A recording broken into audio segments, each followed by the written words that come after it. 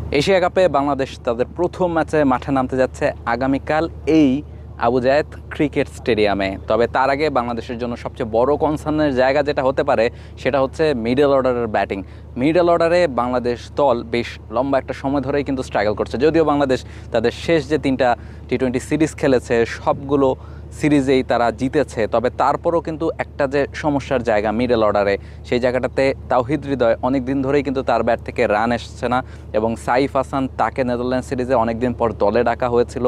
তিনি আসলে বোলিংটাও পারেন পার্ট টাইম এবং প্রেস কনফারেন্সে কিন্তু লিটন দাসকে জিজ্ঞেস করা হয়েছিল যে তিনি আসলে সাইফ হাসানকে কীভাবে ইউজ করতে চান বা তার যে বোলিং ক্যাপাবিলিটিটা সেটা কতখানি তিনি ইউজ করতে পারবেন, এবং লিটন দাস কিন্তু জানিয়েছেন যে 6 বোলিং অপশন হিসাবে সাইফকে তিনি চান এবং তিনি তাকে সেভাবে ইউজ করতে চান বলেই তাকে এশিয়া কাপে নিয়ে আসা হয়েছে।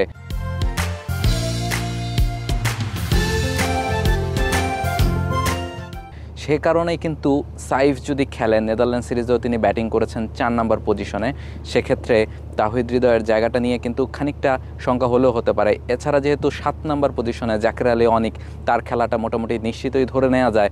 6 নম্বর পজিশনে আপনি যদি শামীম পাটোয়ারিকে দেখেন, অনেকটা সময় ধরে তিনি পারফর্ম করে আসছেন, ভালো ক্রিকেটটা খেলে আসছেন, ফলে শামীম পাটোয়ারিকে কি আপনি বাদ দেবেন কিনা সেটাও একটা বড় প্রশ্ন।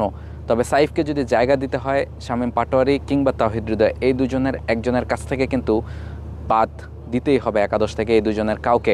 ফলে সেটাই বাংলাদেশের দলের জন্য প্রথম ম্যাচের আগে একটা বড় কনসার্নের জায়গা যে মিডল অর্ডারটাকে কিভাবে সলিড করা যায়। কারণ 4 নম্বরে তাওহিদ হৃদয় ব্যাটিং করছেন, 5 নম্বরে কিন্তু ব্যাটিং করার মতো তেমন কোনো প্রপার ব্যাটার বাংলাদেশ দল অনেকদিন ধরেই খুঁজে পাচ্ছে না।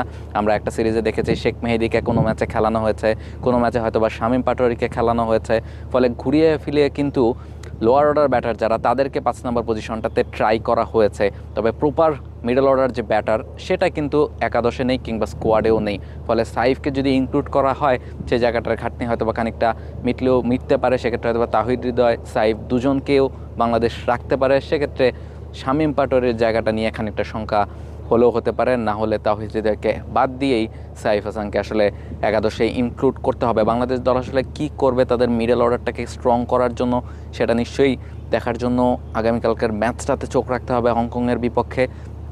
এছাড়া বাংলাদেশ দল আজকে রাতটায় বাংলাদেশ তাদের শেষ যে প্র্যাকটিস সেশন সেটা কিন্তু শুরু করে দিয়েছে এবং সেই প্র্যাকটিস সেশনটা বাংলাদেশ দল করবে এবং আগামীকাল হংকংয়ের বিপক্ষে যে প্রথম ম্যাচে আছে সেই ম্যাচে জয় নিয়েই হোটেলে ফিরতে চাইবে। শেখ আবু জায়েদ ক্রিকেট স্টেডিয়াম থেকে রাহুল রায়, T Sports. For more updates, subscribe to our YouTube channel and click on the bell icon. Follow us on Facebook and Instagram. Download T-Sports app to enjoy exciting games and highlights. Visit tsports.com.